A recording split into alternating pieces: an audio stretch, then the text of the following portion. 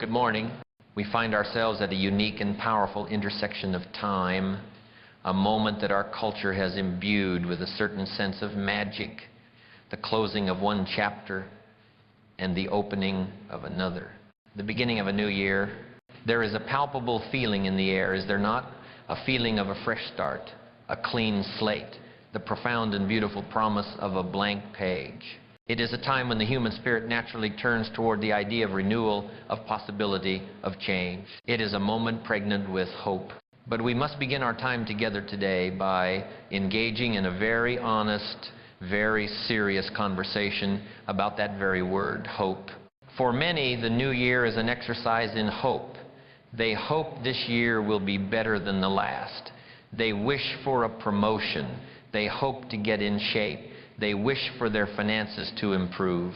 They treat the new year like a lottery ticket. They hold it in their hand, close their eyes, and hope that this time, finally, their numbers will be called by the universe. They are a passenger on the ship of their own life, hoping for a favorable wind to carry them to a better shore. This philosophy, the philosophy of the passenger, is a recipe for a life of quiet desperation. It is a life of waiting. Waiting for the economy to get better, waiting for the right opportunity to appear, waiting for inspiration to strike, waiting for someone else to give them permission to succeed. But the architect, the person who builds a life of substance and meaning, understands a profound truth. The magic is not in the changing of the calendar from December 31st to January 1st. There is no mystical force that will descend upon you at the stroke of midnight and transform your circumstances. The magic, the power, is not in the date. The power is in the decision. The quality of your year, the quality of your life, will not be determined by predictions, by horoscopes, or by chance. It will be determined with unwavering certainty by the quality of the decisions you make, starting not on January 1st, but starting right now in this very moment. The great deception is to believe that you are a creature of your circumstances. The empowering truth is that you are the creator of your circumstances through the power of your philosophy and the discipline of your decisions. The way you start your year determines the way you live your year. And this statement is not about a date on a calendar. It is about the start of a new philosophy, a new commitment. Your new year begins the moment you decide to become the architect of your life, not its victim. Today, we are not here to talk about resolutions. Resolutions are flimsy things. They are wishes dressed up in work clothes. They are born from a fleeting burst of emotion, and they die in the cold, hard light of the first difficult Tuesday morning. We have all made them. We have all broken them. We are here today to do something far more serious, far more permanent. We are here to design the very architecture of a breakthrough year. We are here to lay the foundation for a life of deliberate design, not a life of desperate hope. And this entire structure is built upon 10 foundational decisions. These are not tips. These are not tricks. These are profound, character-shaping commitments. They are the load-bearing walls and the essential pillars of a successful life. If you make these 10 decisions, not just as a New Year's resolution, but as a new personal constitution, I can promise you this year will not just be another year on the calendar. It will be the year that everything changes. The journey of the architect is a challenging one. It requires you to trade the warm, comfortable blanket of your excuses for the cold, hard steel of discipline. It requires you to leave the safe harbor of your comfort zone and sail into the turbulent but rewarding waters of growth. Why do so few people undertake this journey? Because it is easier to be a passenger. It is easier to blame the wind and the waves for your lack of progress. It is easier to hope that the captain of some other ship will come and rescue you. But as we have discussed in our previous work together, you must accept the most liberating of all truths. No one is coming. Your success, your happiness, your fulfillment, these are not things that will be given to you. They are things that must be built, and you are the builder. This new year, this clean slate is your opportunity. It is a fresh block of the finest marble. You can let it sit untouched where it will gather dust and be forgotten. Or you can pick up the chisel and the hammer, and you can begin the magnificent, arduous, and ultimately glorious work of sculpting your masterpiece. The choice is yours, and it is a choice you make not once, but every single day. Our architectural process for this breakthrough year will be divided into 3 essential parts, each containing a set of these foundational decisions. First, we will lay the inner foundation. These are the mindset decisions. Before you can build an extraordinary life, you must first become an extraordinary person. This is the inner work. It is the work of shaping your character, your courage, your discipline, and your beliefs.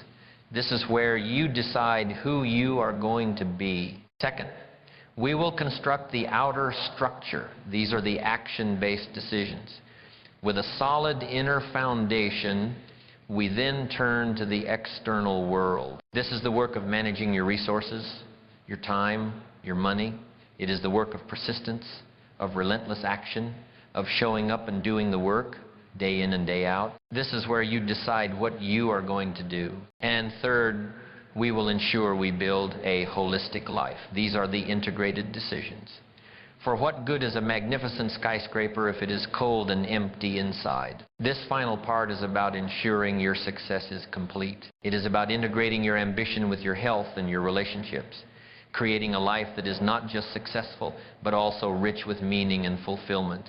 The inner foundation, the outer structure, the holistic life, 10 decisions in all, each one a pillar in the cathedral of your breakthrough year. So I ask you, are you ready to be the architect? Are you ready to trade the lottery ticket of hope for the blueprint of design? Are you ready to accept that the past does not have to equal the future and that the story of this year has not yet been written? If you are, then I invite you now to prepare your mind, take out your journal. This is not a passive experience. This is not a speech to be listened to. This is a workshop to be engaged with. The ideas we are about to discuss have the power to change everything, but only if you meet them with an equal measure of your own focused attention and your own firm decision. This is the year you refuse to settle for anything less than your best. This is the year you push past your limits and rise to your fullest potential. This is the year you become the architect. Let us begin. So, we have made the first and most important decision of all. We have decided to be the architect. We have rejected the passive philosophy of the passenger and have accepted the profound responsibility and the exhilarating power of the Creator. The blueprint for our breakthrough year is before us, built upon 10 foundational decisions. And we must now begin with the first, the one upon which all others depend. For without this decision, the other 9 are meaningless. Without this, there is no blueprint to build. It is the decision that ignites the entire process. It is the decision to dream. Now, that may sound simple. It may even sound childish. In a world that prizes pragmatism and realism, the act of dreaming is often relegated to the realm of poets and children. We are taught as we grow older to put away our dreams. We are told to be realistic, to be reasonable. And I am here today to tell you that reasonable is a plague. Reasonable is the great anesthesia of the human spirit. It is the comfortable, self-imposed prison that keeps good people from ever discovering their own greatness. A reasonable goal will give you a reasonable life. And a reasonable life, my friends, is a tragedy. It is the masterpiece that was never painted. It is the symphony that was never composed. The first act of the architect is a courageous act of rebellion. It is a rebellion against the tyranny of the reasonable. It is the decision to give yourself permission, perhaps for the first time in a very long time, to dream again. And not just to dream, but to dream with ambition, to dream with magnificence, to set goals that are so big, so exciting, that they both thrill you and terrify you at the same time. Why? Why must we do this? Is it simply for the sake of having a bigger house or a faster car? No. That is the amateur's understanding of a goal. You must understand the true purpose of a goal. The true purpose of a goal is not just to get the thing. The true purpose of a goal is what it makes of you to achieve it. Let me say that again. The value is not in the destination. It is in the journey of becoming. A small, easy, reasonable goal requires a small, easy, reasonable version of you. It does not ask you to grow. It does not demand that you become more. But a great goal, a magnificent goal, it is a challenge from your future self to your present self. It is a declaration that says, the person I am today is not yet the person I need to be to achieve this. A great goal is a forge. It is a crucible. It demands that you acquire new skills. It demands that you develop a stronger character. It demands that you cultivate discipline, courage, and persistence. The goal is the chisel, and you are the marble. In the process of pursuing a great goal, you are sculpting yourself into a masterpiece. So, the size of your goal determines the size of the person you will become. Do not dishonor your potential by setting a goal that does not demand greatness from you. So how do we do this? How do we engage in this disciplined act of dreaming? It is a process. It is architecture, not accident. The first step is what I call the unfiltered dream session. You must create a space and a time where reasonable is not invited. You take out a clean journal, you turn off your phone, and for at least 1 hour you give yourself permission to be a child again. You engage in the art of asking, what if? What if money were no object? What would I do with my life? What if I could not fail? What would I dare to attempt? What if I had all the knowledge and all the connections I needed? What would I build? During this session, you do not edit. You do not judge. You do not ask how. The how is the enemy of the magnificent what. The how will come later. For now, your only job is to fill the page with possibilities. Fill it with the things that make your heart race, the things that you are passionate about, career goals, financial goals, health goals, relationship goals, contribution goals. Pour it all onto the page. This is you, the architect, doing your initial, wildly creative, brainstorming sketches. Once you have this raw material, this list of unfiltered dreams, the next step is to introduce the first layer of discipline. It is the discipline of clarity and specificity. Clarity is power. A vague goal is a dead goal. It is a ship with no rudder. It will be pushed about by the currents of life, but will never reach a chosen port. You must take your great dreams and forge them into sharp, clear, measurable targets. I want to be in better shape. That is a wish. It is smoke. I will reduce my body fat percentage to 15%, run a half marathon in under 2 hours, and be able to do 10 pull-ups by December 31st. That is a goal. It is a target. It is something your mind can lock onto. I want to improve my finances. That is a wish. I will be completely debt-free and have a net worth of $1 million by the age of 40. That is a goal. I want to have a better relationship with my family. That is a wish. I will schedule a one-on-one dinner with my spouse every Wednesday night and spend 2 hours of uninterrupted phone-free time with my children every single day. That is a goal. You must do this for your most important dreams. You must move them from the realm of the vague to the realm of the specific. You must be able to measure them, for what gets measured gets managed. And what gets managed gets improved. And then comes the third step in this process, the one that separates the serious architect from the casual dreamer. You must write it down. A goal that is not in writing is not a goal. It is a fleeting thought. It is a wisp of smoke that will disappear with the first gust of wind. The physical act of taking a pen and putting your goal on paper is an act of creation. It is the first step in transmuting the non-physical energy of a thought into a physical reality. When you write your goals down, they become an external artifact. They are no longer just inside your head, where they are easy to forget or ignore. They are in the world. They exist. Write them down. And do not just write them on a piece of paper that you tuck away in a drawer. Write them on a card that you place on your desk. Write them on your bathroom mirror. Make your goals a constant, visible part of your daily environment. They must become your companions, your guides, your constant reminders of the magnificent future you are committed to building. So you have a big, ambitious dream. You have made it clear and specific. You have written it down. But there is one final essential ingredient. Without it, even the most well-defined goal is just a body without a heart. It has no life force. You must attach your goal to a powerful, emotionally compelling why. Your why is the fuel. Your why is the reason you will get up on the days you feel like quitting. Your why is the deep personal purpose that gives the entire journey its meaning. It is not enough to want to earn $1 million. You must ask yourself, why? What will that money do for me? What will it allow me to become? What will it allow me to contribute? Perhaps the why is freedom. The freedom to control your own time, to never again have to ask for permission to live your own life. Perhaps the why is your family. The ability to give your children opportunities you never had, the ability to care for your aging parents with dignity and grace. Perhaps the why is contribution, the ability to fund a cause you believe in, to solve a problem that breaks your heart. Your why must be bigger than you. It must be something that touches your soul. You must write this down too. Next to your great goal, you must articulate your profound purpose. Because when the storms of life hit, and they will hit, the size of the goal might intimidate you. The difficulty of the journey might discourage you. But a powerful enough why will pull you through anything. This is the first decision. The decision to dream. It is not a passive act. It is a disciplined architectural process.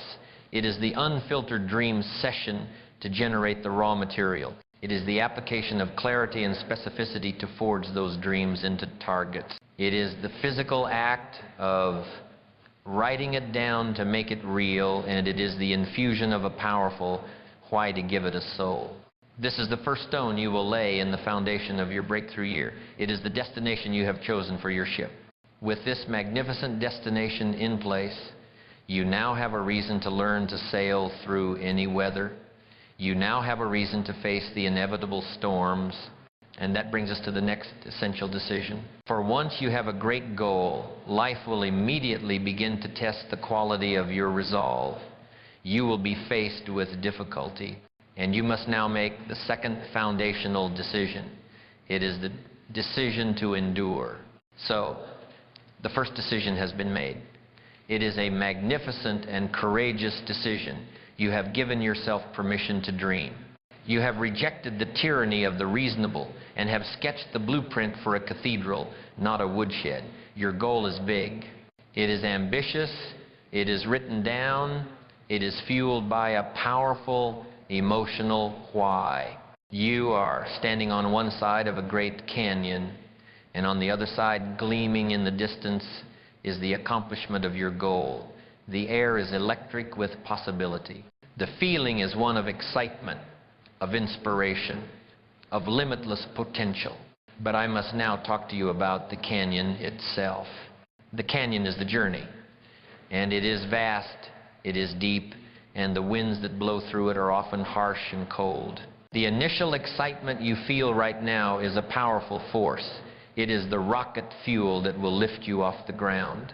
But that initial fuel tank is small. It will run out. I promise you, it will run out. And the universe will then ask you a profound question. It will ask, are you truly worthy of the magnificent dream you have dared to dream? Are you willing to build the bridge to get there? For hope will not carry you across this canyon. Talent alone will not carry you across. Inspiration, that fleeting and beautiful feeling, will certainly not carry you across. There is only one structure strong enough to span the distance between your goal and your accomplishment. That structure is discipline. Discipline is the bridge. It is the solid, steady, and unbreakable structure you must build, plank by plank, day by day, to cross the abyss of difficulty, boredom, and doubt. This brings us to our second foundational decision, the one that gives life to the first, the decision to endure. The decision to stay disciplined when, not if, it gets hard. Let us first redefine this word, discipline. For many, it is a negative word. It conjures images of punishment, of restriction, of a joyless, rigid existence. That is the amateur's definition. The architect, the sovereign self, understands discipline for what it truly is. Discipline is the highest form of self-respect. It is the act of honoring the promises you make to your future self. It is the ultimate expression of belief in your own dream. When you are disciplined, you are telling yourself, my future is so valuable to me that I am willing to pay the price for it today. Before we learn how to build this bridge, we must first understand the terrain of the canyon. We must understand the anatomy of hard. Why does the journey inevitably become difficult? First, there is the fading of enthusiasm. The initial passion for any new goal is a natural high, but it is temporary. The novelty wears off. The daily grind sets in. The rocket fuel is spent, and you are now faced with the long, slow, steady pull of gravity. The person who relies on the feeling of enthusiasm to get the work done will quit the moment this feeling fades. This is a predictable season in every great journey. Second, there is the arrival of the plateau. This is one of the most dangerous places on the journey. It is the long stretch of the bridge where you are working diligently, day after day. But the other side of the canyon seems to be getting no closer. Your efforts are great, but your visible results are small. This is where faith is tested. This is the summer of your goal, where you must tend to the crops with no guarantee of the harvest. And third, you will encounter the three great enemies of progress, what I call the 3 Ds. Doubt, that internal whisper we have discussed. Distraction, the siren song of 1,000 easier, more pleasurable activities. And discouragement, the emotional weight of setbacks, mistakes, and failures. Enthusiasm fades, plateaus appear, doubt, distraction, and discouragement arrive. This is the anatomy of hard. It is not a sign that you are on the wrong path. It is the sign that you are on a path worth traveling. So, how do we build a bridge? How do we construct a discipline so robust that it can withstand these forces? We build it plank by plank. There are 3 primary planks in the architecture of discipline. The first plank is the power of rituals and routines. This is your system. Discipline is not about making 1,000 heroic choices every day. The human mind is not designed for that. It leads to decision fatigue and eventual failure. The highest form of discipline is to design a life where you have to use as little willpower as possible. You do this by making your most important actions non-negotiable rituals. You must build a decision-free morning. The amateur wakes up and asks, "What do I feel like doing today?" This is a fatal question. The architect wakes up and executes a pre-decided plan. Your morning routine is your personal launch sequence. The time you wake up, the first glass of water you drink, the 10 minutes of reading a good book, the 20 minutes of exercise, the review of your primary goal. These things are not optional. They are the ritual. You do them every single day, regardless of your mood, regardless of the weather. You have removed the decision, and therefore you have removed the opportunity for your feelings to sabotage you. Equally powerful is the shutdown evening routine. At the end of your workday, you have a ritual. You review what you have accomplished. You identify the single most important task for tomorrow. You clean your workspace. This ritual provides a sense of closure. It tells your mind that the work is done for the day, and it prepares the ground for a successful start tomorrow. By deciding tomorrow's first action today, you eliminate the friction and the procrastination of the next morning. Your rituals are the support towers of your bridge. They are the fixed points of certainty in a world of chaos. The second plank is the law of the smallest viable victory. This is your start. There will be days when the storm in the canyon is raging. You will be tired, discouraged, and overwhelmed. On these days, the thought of doing your full routine, of putting in a full day's work, can feel impossible. And this is where the amateur quits. They say, "I can't do it all, so I will do nothing." They have a 0 day. The professional, the architect, understands the devastating power of a 0 day. A 0 day breaks the chain of momentum. The architect's goal on a difficult day is not to be a hero. It is simply to not have a 0 day. You do this by defining and achieving your smallest viable victory. You ask yourself, what is the absolute minimum action I can take today that still counts as progress? It is not write the chapter. It is write 1 paragraph.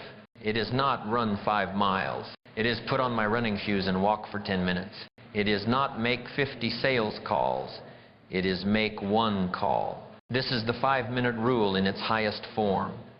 This small victory may seem insignificant, but it is everything.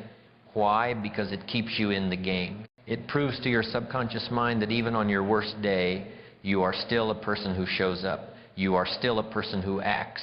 And more often than not, the magic happens. That one paragraph turns into a page. That 10-minute walk turns into a mile. That one call warms up the engine for a few more.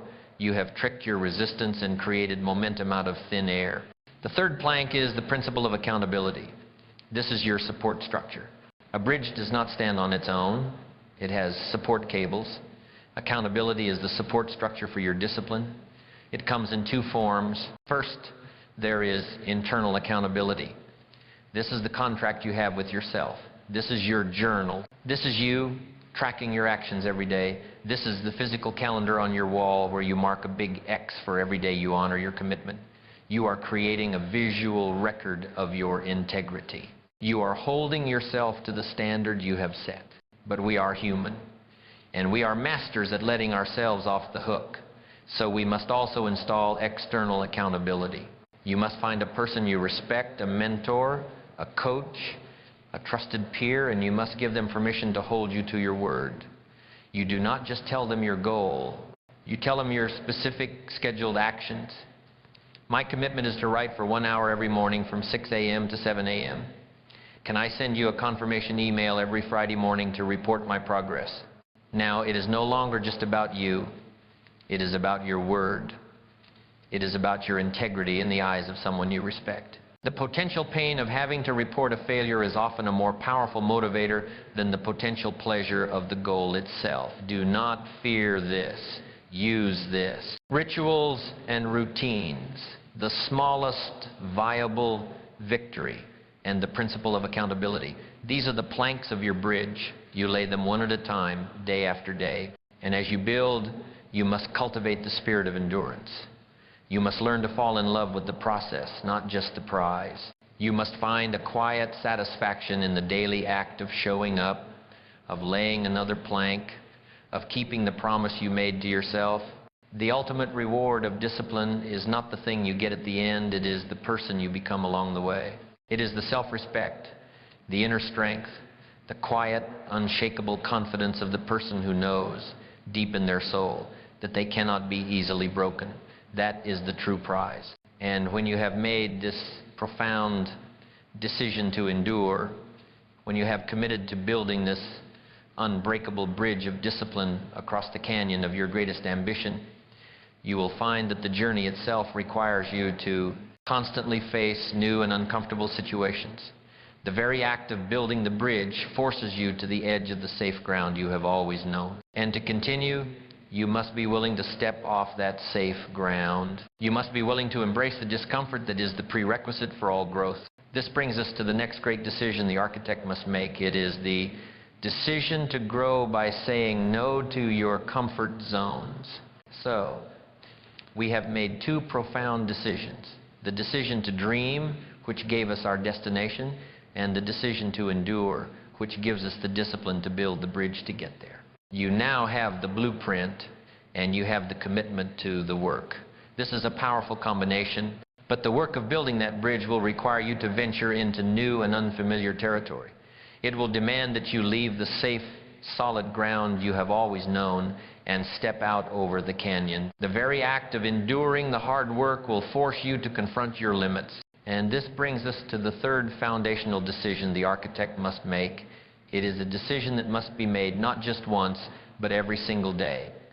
It is the decision that fuels all personal evolution. It is the decision to grow. And you cannot make a decision to grow without simultaneously making a decision to say a firm and final no to the most seductive, most dangerous, and most comfortable prison in the world, your comfort zone. Let us talk about this place, the comfort zone. It is a beautiful prison. The walls are padded with familiar routines. The food is a predictable meal of low expectations. The air is warm with the absence of challenge. It is a gilded cage. It feels safe. It feels secure. But you must understand this with absolute clarity. The comfort zone is the silent killer of potential. It is the warm, comfortable bed where great dreams go to die.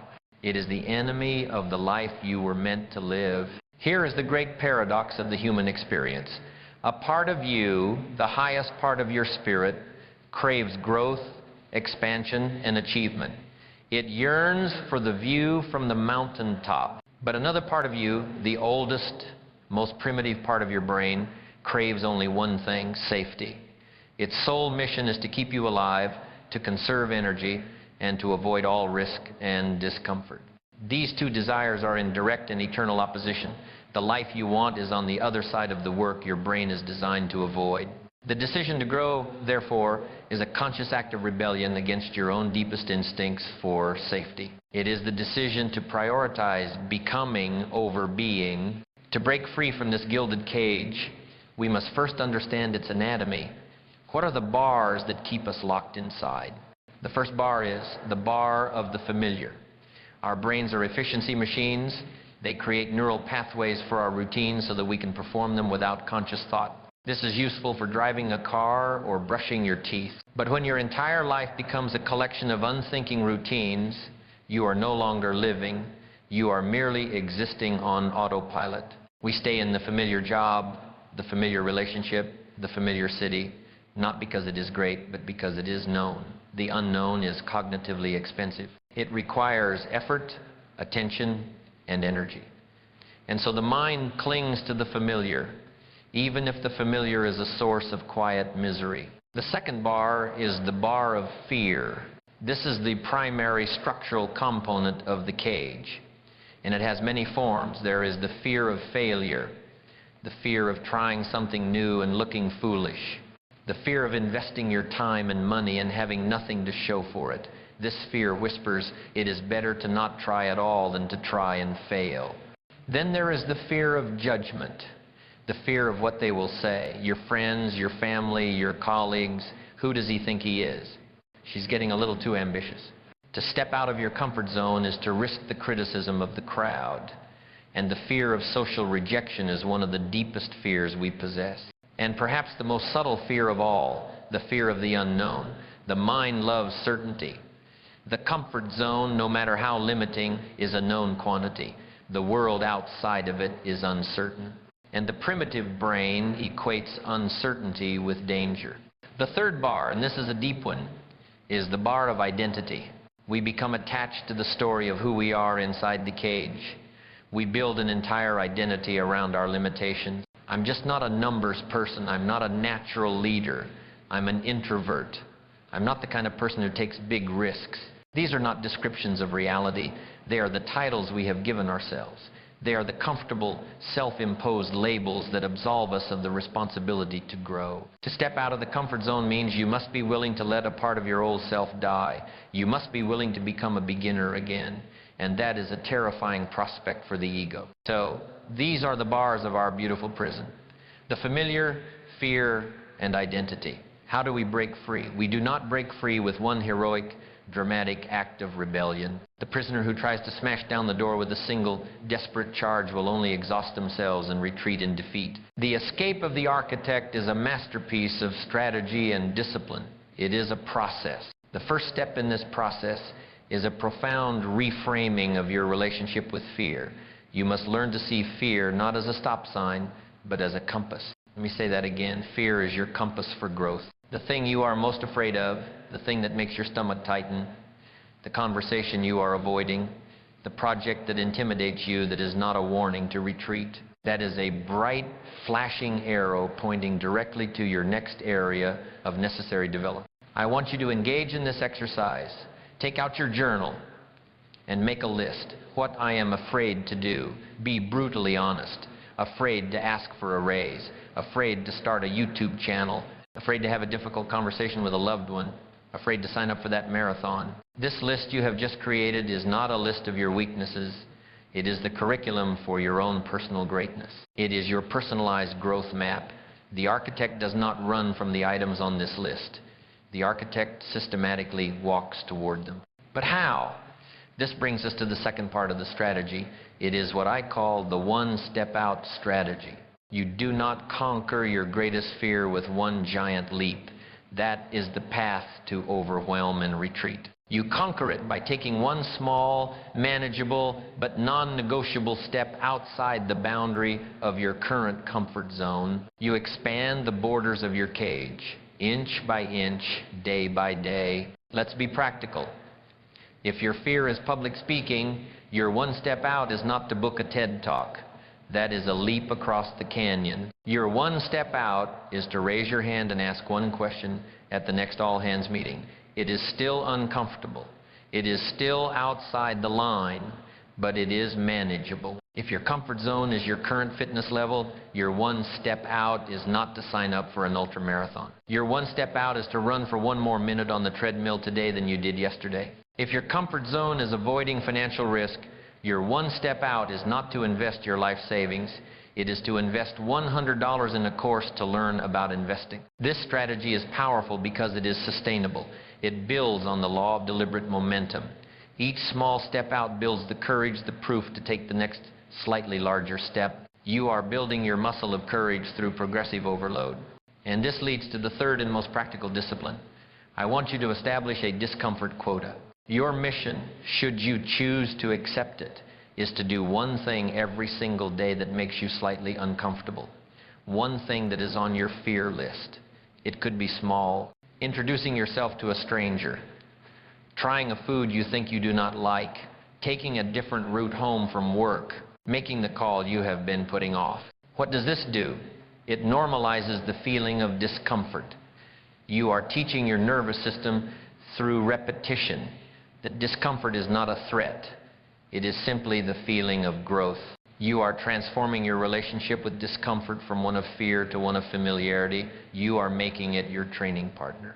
When you meet your discomfort quota every day, you are no longer a prisoner in the gilded cage. You are the explorer, constantly and joyfully pushing the boundaries of your own map. And what is the reward for this difficult, uncomfortable work? What is the world like outside the cage? It is not a world free of fear. Do not chase that illusion. The brave person and the coward both feel the same fear. The difference is what they do. The world outside the comfort zone is a world of aliveness. It is a world of expanding capability, of growing confidence, of surprising yourself with your own strength. The greatest reward for leaving your comfort zone is not the goal you achieve on the other side. The greatest reward is the person you become in the process of getting there. You become more resilient, more resourceful, more courageous, more interesting. You become more you. But as you step out, as you begin this journey of deliberate growth, as you start to take bigger risks and face bigger challenges, a new internal enemy will rise up to meet you with greater force than ever before. As the stakes get higher, the whisper of self-doubt that we discussed earlier will become a roar. It will seek to pull you back into the safety of the cage you have just left. And to continue on this path of growth, you must be prepared to face this roaring enemy directly. You must be armed with a new level of belief in yourself. This brings us to the next great foundational decision the architect must make. It is the decision to believe by eliminating self-doubt immediately. So, we have made 3 courageous decisions. The decision to dream, which gave us a magnificent blueprint. The decision to endure, which gave us the discipline to build the bridge. And the decision to grow, which gave us the courage to step out over the canyon and onto that bridge. You have left the safe harbor. You are on the journey. You are facing the discomfort, the uncertainty, the challenge. And now, as you stand on that bridge, exposed and vulnerable, a new voice will rise from the canyon below. It is not a new voice. It is an old voice, an ancient enemy that has laid dormant. The whisper of doubt that once lived in the back of your mind, now that the stakes are higher, will rise and it will roar. It is the voice of your old self, your old identity, screaming in protest against the new person you are becoming. It is an internal saboteur whose sole mission is to pull you back into the safety and mediocrity of the gilded cage you just fought to escape. This brings us to the 4th and final decision of our inner foundation. It is the decision that will determine whether you continue across the bridge or retreat in fear. It is the decision to believe.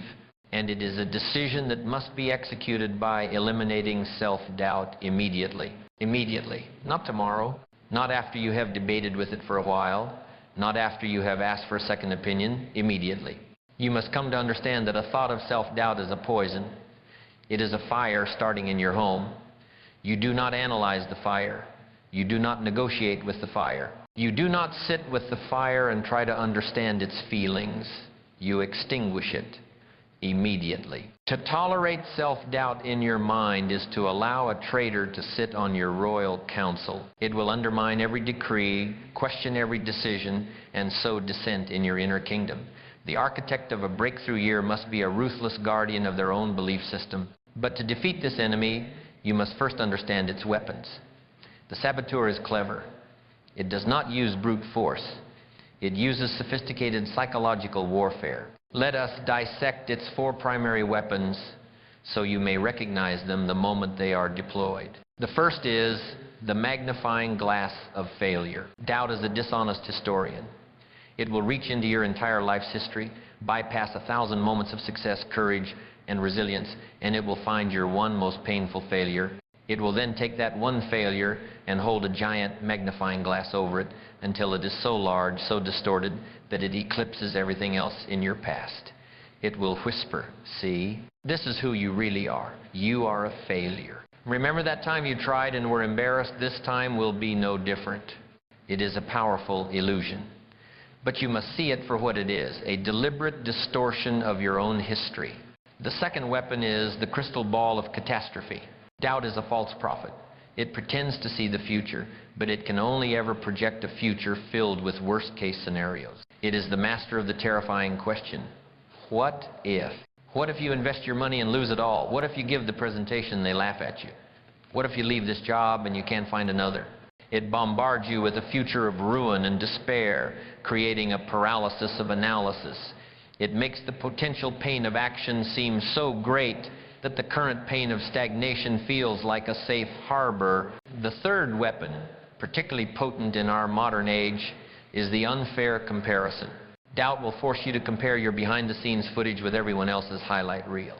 You are intimately aware of your own struggles, your own fears, your own messy process. But you look at others and you only see their curated successes, their polished victories.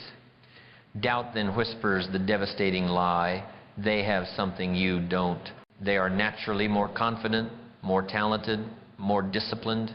You cannot compete. It is a rigged game designed to make you feel perpetually deficient. And the fourth and most insidious weapon, one that attacks the very moment you start to succeed, is the imposter syndrome.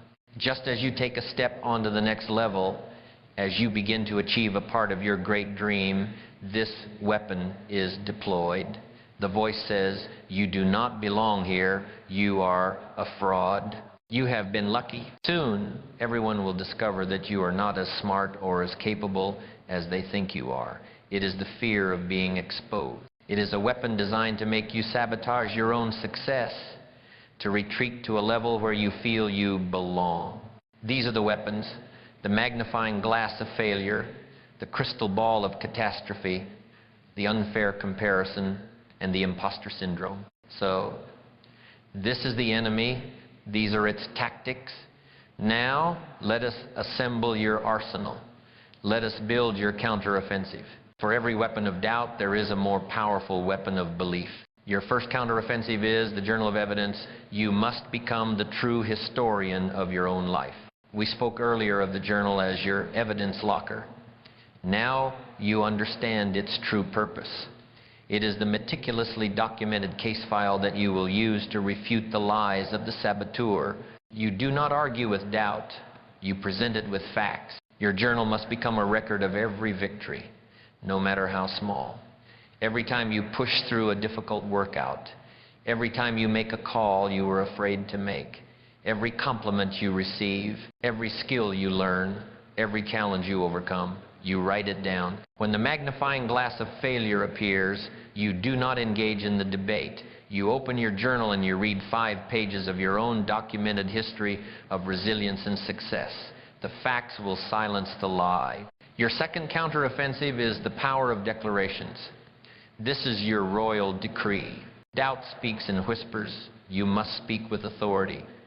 We have distinguished between weak affirmations and powerful declarations. A declaration is a statement of your chosen identity. You must have your declarations prepared in advance. They are your pre-scripted counter-arguments. When doubt whispers, you're not good enough, you do not argue. You interrupt and you declare, I am a person of value and I am constantly growing more capable. When doubt whispers, what if you fail? You interrupt and declare, I am a person who learns from all of my experiences. There is no failure, only feedback. This is a mental martial art.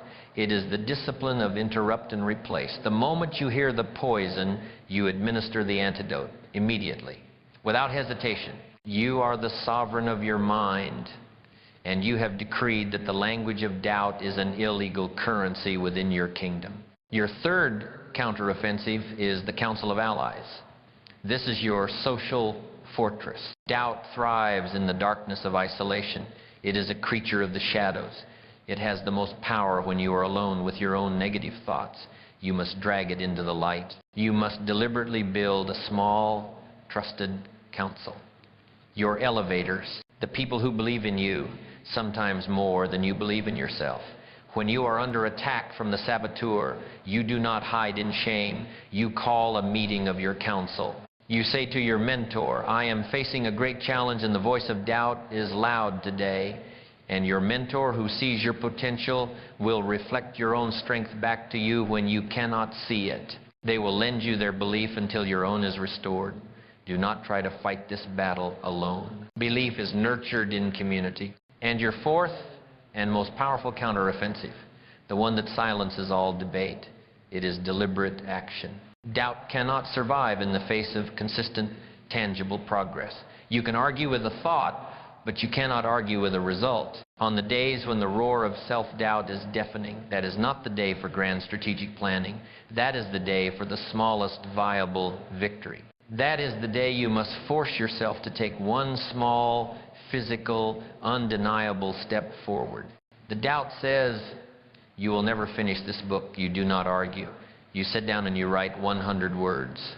That action, the physical act of your fingers typing on the keyboard, is the ultimate refutation. It is you looking the doubt in the eye and saying, your argument is irrelevant. I am working. Action is the truth teller. Action is the doubt slayer. The journal of evidence. The power of declarations.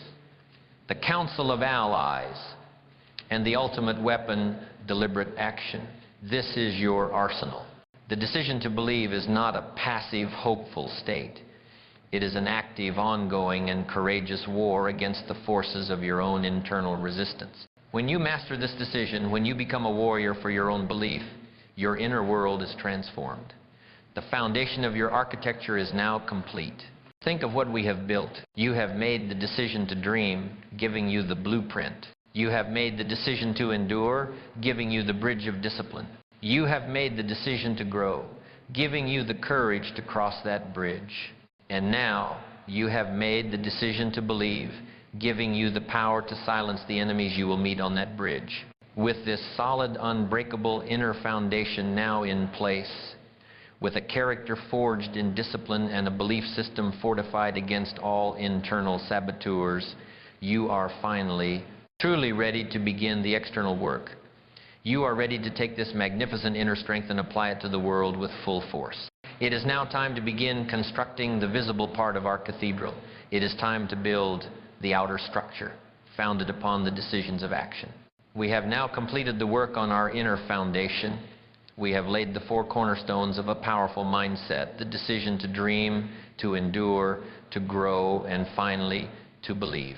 This is the essential inner work required to support any great ambition. If this architectural process resonates with you, if you feel a shift in your own perspective and are committed to building the rest of this structure with us, I would invite you to take a moment now to subscribe to this channel. Think of it not as just clicking a button, but as a small act of commitment to yourself.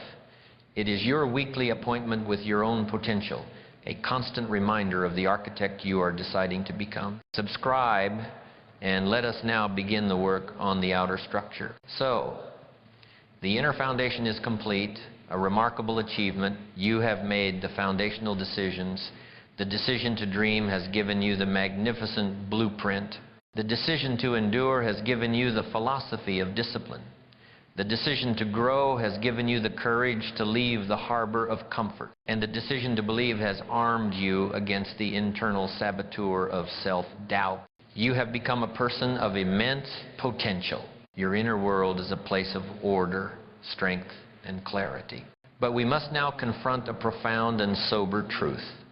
Potential that is not converted into action is one of the great tragedies of life. A blueprint, no matter how brilliant, provides no shelter from the rain. An engine, no matter how powerful, moves no cargo if it is left sitting in the garage. The world, my friends, does not pay you for your potential. It does not reward you for your magnificent ideas. It does not celebrate your well-meaning intentions. The world rewards only one thing: finished work. And this brings us to the great bridge that connects the inner world of thought to the outer world of results. It brings us to the first and most critical decision of our outer structure. It is the decision that turns the architect into the builder. It is the decision to act, the decision to say a profound, unqualified, and enthusiastic yes to hard work. Now, in our modern culture, hard work has become an unfashionable phrase. We are sold the fantasy of the 4-hour work week, of passive income that flows while we sleep, of shortcuts and life hacks that will allow us to bypass the labor and arrive directly at the reward. Let me be clear. Working intelligently is essential. Efficiency is a virtue. But the idea that you can achieve anything of great value without an initial and often prolonged period of intense, focused, difficult work is a dangerous illusion. It is a siren song that has led countless ships to crash upon the rocks of mediocrity. Smart work is not a replacement for hard work. It is the result of it. You earn the right to work smarter by first working harder.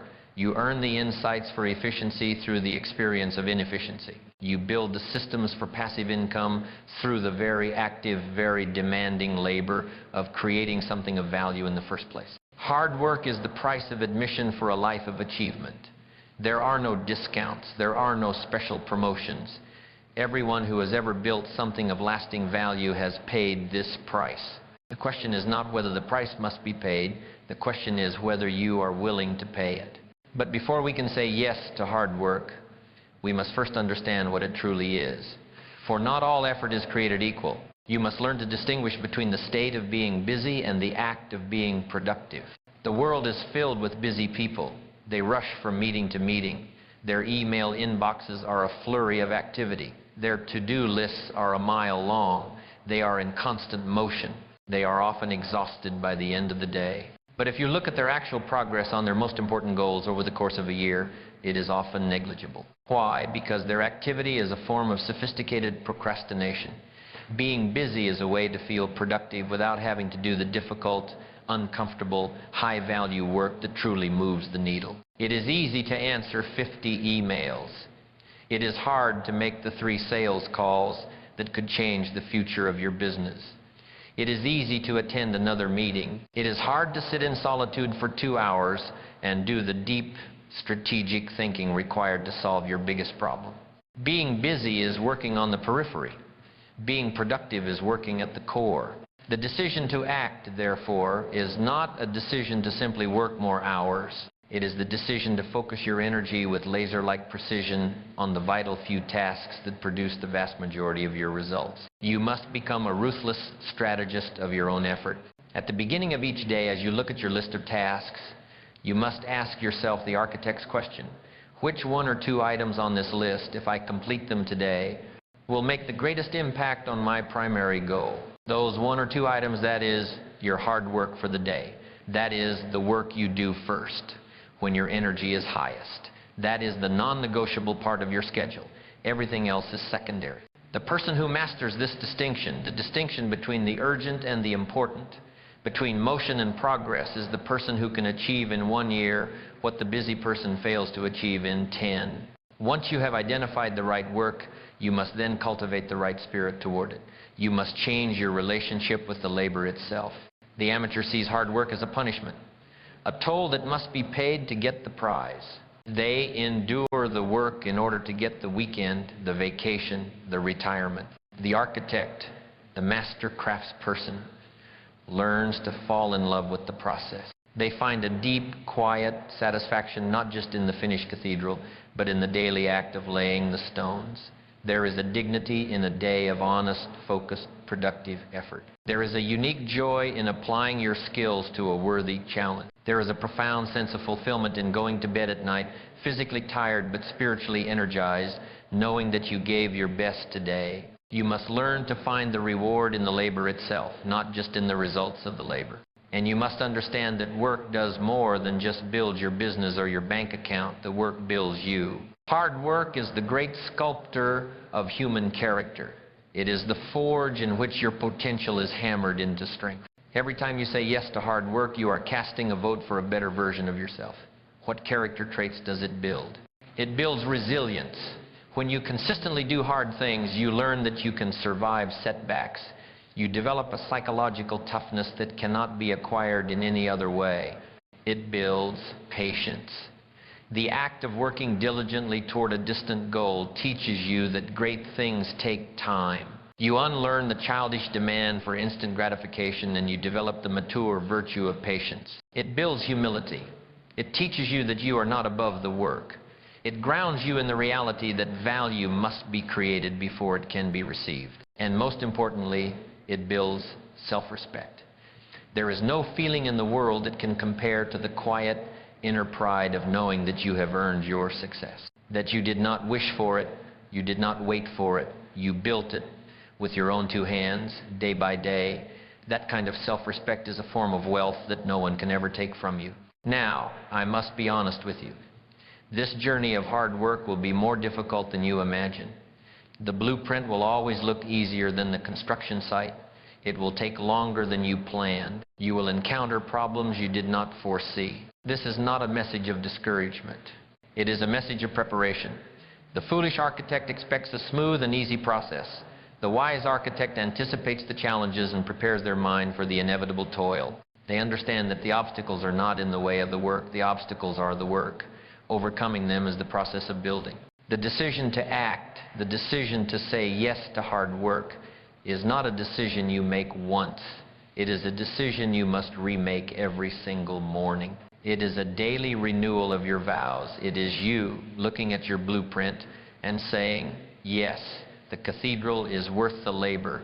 Let us go to work. And when you have made this fundamental decision, when you have committed yourself to the noble labor required to build your dream, you will inevitably be tested in a new and profound way. The work will be long. The rewards will be slow to appear. The bridge of discipline you are building will stretch out over a vast and intimidating canyon. And the temptation to stop, to quit, to wonder if it is all worth it, will become immense. Merely saying yes to the work is the start, but it is not enough. You must also have a strategy for the long, arduous journey. You must have a philosophy for the moments when your strength fails and your spirit wavers. This brings us to the next crucial decision of the architect. The decision that ensures you will finish what you have started. It is the decision to persist by committing to never ever giving up. So, the fifth decision has been made. It is a noble and essential decision. You have said a profound yes to hard work. You have embraced the dignity of the labor. You are now the architect who is also the builder, showing up every day, ready to lay the stones of your cathedral. But I must now prepare you for what comes next. On a long enough timeline, on any journey worth taking, hard work alone is not enough. You will work hard, and you will still face setbacks. You will give your best effort, and you will still encounter failure. You will pour your heart and soul into your work, and there will be long seasons where the results are nowhere to be found. On this journey, you will inevitably come face to face with a great towering wall. It is the great wall of resistance. It is the point where the difficulty of the journey seems to outweigh the promise of the destination. It is the moment when the pain of the effort becomes acute, and the voice of your old self, the voice of the comfortable prison you left behind, will begin to whisper and then to scream, give up. It's not worth it. You've done enough. It's time to go home. And in this moment, all of your dreams, all of your plans, all of your hard work will hinge upon the sixth foundational decision. It is the decision that separates the amateur from the professional, the fleeting success from the lasting legacy. It is the decision to persist. It is the unbreakable vow you make to yourself right now, in this moment of clarity, to never, ever give up. Let us be clear about what we are discussing. The only way to truly fail is to quit. Let me say that again. The only way to truly, irrevocably fail is to make the decision to stop trying. Everything else, every mistake, every setback, every embarrassing defeat, every flawed strategy is not failure. It is feedback. It is a lesson. It is tuition you are paying for the priceless education of success. It is a necessary detour on the map to your destination. A setback is not a stop sign unless you choose to interpret it as one. The person who builds a masterpiece life is not the person who never falls. They are the person who always, always gets back up. Persistence is that iron quality of the soul that refuses to be defeated. But to cultivate this quality, we must first understand its opposite. We must perform an anatomy of quitting. Why do good people, smart people, hard-working people give up on their dreams? There are 4 primary reasons. First, they fall for the illusion of the overnight success. We live in a culture that worships the final victory but is completely silent about the brutal decade-long struggle that preceded it. We see the champion holding the trophy, but we do not see the 1,000 early mornings in the gym. We see the successful entrepreneur on the cover of the magazine, but we do not see the years of sleepless nights and near bankruptcies. This creates a poisonous and unrealistic timeline in our mind. We begin our journey, and after a few months of hard work, when we are not yet a champion, not yet on the cover of the magazine, we think something is wrong with me, it's not working. And we quit, not realizing we are perfectly on schedule. You must abandon the fantasy of the shortcut. Great things take time. Second, they suffer from the misinterpretation of feedback. This is the weight of what we call failure. When a strategy doesn't work, when a launch fails, when a client says no, the amateur takes it personally. They interpret the feedback as a judgment on their own worth and capability. They think, I failed, therefore I am a failure. The professional, the persistent one, understands the difference. They say, the strategy failed, not me. This approach was flawed, not my character. They detach their identity from the outcome. They look at the setback with the dispassionate eye of a scientist. Interesting. That hypothesis was incorrect. What did we learn? What is the next experiment? Failure is not a verdict. It is data. Third, they experience the depletion of emotional reserves. They lose touch with their why. The daily grind, the constant stream of small setbacks, the lack of immediate reward, these things can drain your emotional fuel tank. If your only reason for the journey is a shallow desire for the end result, your emotional reserves will run dry. This is why a powerful, written, emotionally compelling why, as we discussed, is not a luxury. It is the deep well you must draw from during the long, hot summer of your journey. And fourth, they succumb to the voice of the crowd, the external doubters, the concerned friends and family who say, this seems really hard. Are you sure you should continue? Maybe you should try something easier. They mean well. But they are the sirens calling you back to the safe, comfortable shores of mediocrity. The persistent person must learn to honor the love of their supporters, but to politely disregard their fears. So these are the forces that will compel you to quit. How do we build the technology of persistence to defeat them? What is the architect's toolkit for endurance? The first tool is to adopt the long view. I call this the philosophy of the farmer. A wise farmer plants a seed in the spring. They do not come back the next day and shout at the ground because there is no corn. They do not dig up the seed every week to check on its progress. That would kill it. The farmer has a profound faith in the process and in the seasons. They know that if they do the right work, tilling the soil, planting the seed, watering and weeding, the harvest will come in its own time. They do not control the timeline, but they have absolute control over their activity. You must adopt this philosophy. You are not building for this week, you are building for the decade. Fall in love with the daily activities of planting and weeding, and the harvest will become an inevitable consequence. The second tool is a profound mental shift, detached from daily results and attached to daily effort. The amateur's emotional state is a roller coaster, completely tied to the day's outcomes. A good sales day and they are euphoric. A day of rejections, and they are in despair. This is an exhausting way to live. The professional, the persistent one, learns to find their victory elsewhere. Their victory for the day is not, did I get a yes? Their victory is, did I make my 50 calls? Their victory is not, did I have a brilliant writing session? Their victory is, did I sit in the chair for my 2 hours? You must find your satisfaction in honoring the process. The outcome is not entirely in your control, but your effort, your integrity, your act of showing up that is 100% in your control. Judge yourself by your effort, not by the day's applause. The third tool is a powerful story you must embed in your mind. It is the story of 3 feet from gold. The story is told of a man who caught gold fever. He bought a claim and worked it tirelessly for months. He found a vein of gold and was ecstatic. He invested in heavy machinery and dug deeper. But then, one day, the vein disappeared. He kept digging, but found nothing. Frustrated, tired, and discouraged, he finally gave up. He sold his equipment for a few $100s to a local junk man and went home in defeat. The junk man, before moving the equipment, consulted a mining engineer. The engineer surveyed the mine and said, "It looks like the previous owner was unfamiliar with fault lines. Based on my calculations, the vein of gold should pick up again just 3 feet from where he stopped digging." The junk man started digging. And 3 feet later, he struck one of the largest gold discoveries of his time. You must burn this story into your mind. In your moments of deepest despair, when you are most tempted to quit, you must ask yourself this question: what if I am just 3 feet from gold? This question will reframe your struggle. It will transform your point of maximum pain into a point of maximum potential opportunity.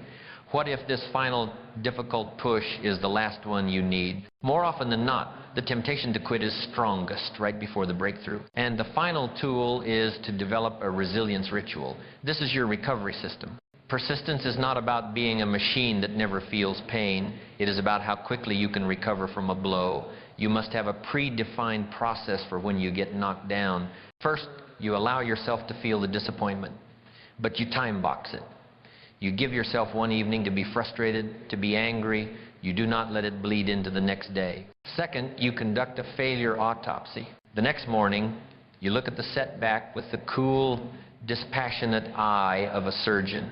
What was the lesson? What was the feedback? What can I do differently next time? You extract the wisdom from the wound. Third, you reconnect with your why. You read your written goals. You look at the pictures that represent your purpose. You remember why the fight is worth it. And fourth, you take one small forward-moving action. You make one call. You write one email. You take one step. This small act signals to your mind and to the universe that the period of mourning is over and the builder is back to work. The philosophy of the farmer, detachment from the result, the 3 feet from gold question, and the resilience ritual. This is the technology of persistence. When you make the decision to persist, when quitting is no longer a part of your vocabulary, something profound happens. Your success shifts from being a possibility to being an inevitability. It is no longer a question of if, it is only a question of when.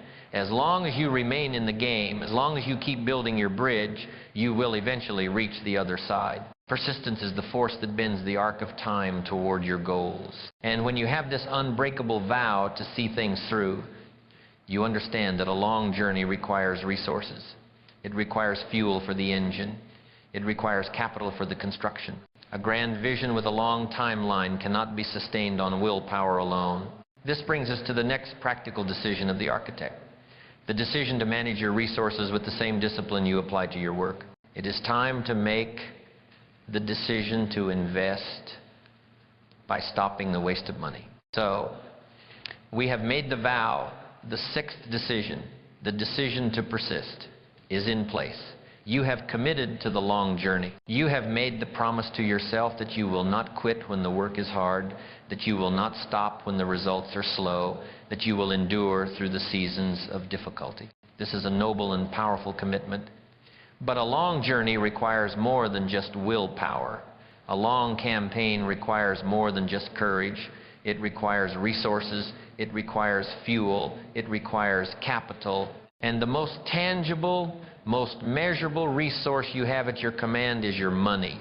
This brings us to the seventh foundational decision, the one that provides the financial fuel for your architectural dreams, the decision to invest, which begins with the non-negotiable discipline of stopping the waste of money. Let us first redefine our relationship with this thing called money.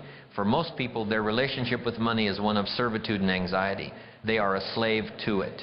They work for it, they worry about it, and the moment they get it, it disappears. This is because they have a flawed philosophy. They see money as the end goal. They see it as something to be acquired and then spent on fleeting pleasures and temporary status. This is the philosophy of the consumer.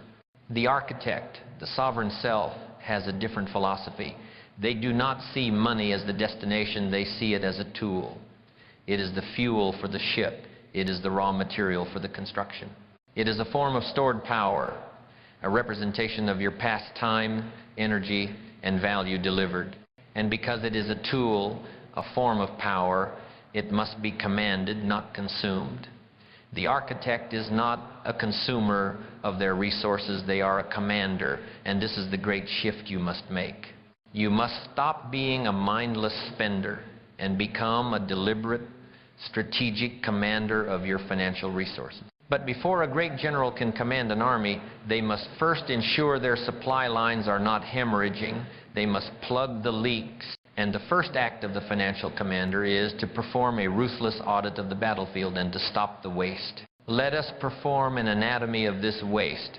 Where does your financial power bleed away, often without your conscious permission? The first leak is the tyranny of small, mindless purchases. A great ship does not often sink from a single gaping hole. It sinks from 1,000 tiny, neglected leaks that are allowed to drip day after day. This is the $4 coffee, the subscription service you forgot you were paying for, the impulse buy at the checkout counter. Individually, they seem insignificant. It's only a few dollars, you say. But you must understand the profound law of compounding. Every dollar you waste today is not just a dollar. It is the ghost of the $100 it could have become in the future had it been invested wisely. That $4 coffee every day is not just $1,200 a year. It is the tens of thousands of dollars that $1,200 could have grown into. You are not just wasting your present, you are stealing from your future. The second leak is the trap of impressing others.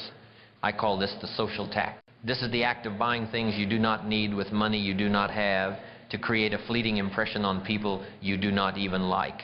The new car on a crippling payment plan. The designer clothes that stretch your budget. The expensive dinner you cannot afford, posted on social media for the applause of strangers. This is a tax you pay for insecurity. You are trading your future freedom for the temporary validation of the crowd. But let me tell you a secret. True wealth is quiet.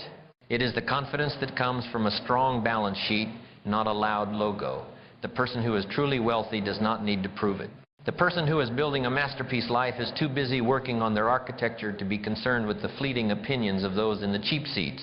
Refuse to pay the social tax. The third leak is the high cost of convenience, the takeout meal because you were too tired to cook, the delivery fee because you did not want to go to the store. We have become a culture that will pay an exorbitant price to avoid the smallest amount of effort. Each time you choose expensive convenience over disciplined effort, you are making a trade. You are trading your financial soldiers for a few moments of ease. The architect understands that building something great requires effort, not just in their work, but in the small disciplines of their daily life. So how do you plug these leaks? You must begin with the discipline of awareness. You cannot manage what you do not measure. For the next 30 days, I want you to conduct a financial autopsy. Track every single dollar. Write it down, use an app, it does not matter the method. The goal is not to judge yourself, the goal is to gather data. You must become a ruthless detective of your own spending habits. At the end of 30 days, you will have a clear, undeniable picture of where your resources are hemorrhaging. And with that awareness, you can begin to act. Once you have begun to stop the waste, you must then adopt the philosophy of the investor. You must become the commander of your financial soldiers. I want you to see every single dollar you possess as a soldier in your own personal army. Each one is a little green employee, ready to work for you 24 hours a day, 7 days a week, without complaint. When you spend $1 on a useless item, on a fleeting pleasure, you have sent that soldier on a suicide mission. It is gone forever. It will never return. But when you save that $1, you are sending it to the barracks. It is resting, training, preparing for a future mission. When you invest that $1, you are sending it out onto the battlefield of the economy to fight for you. Its mission is to engage in commerce, to capture prisoners in the form of interest, dividends, and capital gains, and to bring those prisoners back to your army, where they too will be trained and sent out on their own missions. This is how you build an army. This is how you build a fortune, not by your own labor alone, but by the labor of your army of financial soldiers working for you around the clock while you sleep. So, where do you deploy these soldiers? Where do you invest? The wise commander allocates their resources across 3 critical fronts. The first and most important investment you will ever make is investing in your mind. This is the ultimate asset. Your formal education may have ended, but your self-education must continue for the rest of your life. Every dollar you spend on a good book, a challenging course, a valuable seminar, a wise mentor, is the highest return investment you can possibly make. An investment in your own knowledge, skills, and character pays the best interest. Because unlike a stock, no one can ever take your knowledge away from you. And that knowledge is what will allow you to command all your other resources with greater wisdom. The second is investing in your tools. These are the instruments of your craft. This means investing in the right equipment, the right technology, the right systems that allow you to be more effective and efficient. It is the carpenter buying a better saw. It is the writer buying a better computer. It is the business owner investing in software that automates their processes. This is an investment in leverage. It allows you to multiply the effectiveness of your own hard work. And the third front is investing in assets. This is the army that works while you sleep. This is the more traditional definition of investing. Stocks, bonds, real estate, your own business. This is where you deploy your soldiers to build the foundation of true and lasting financial freedom. The goal is to, over time, build an army so large and so productive that the income from your army surpasses the income from your own personal labor. That is the definition of financial independence. And how do you ensure you have the soldiers to deploy? By embracing the single most powerful financial discipline of all: pay yourself first. The amateur earns $1, pays all their bills and expenses, and then sees if there is anything left over to save. There rarely is. The architect, the commander, has a different system.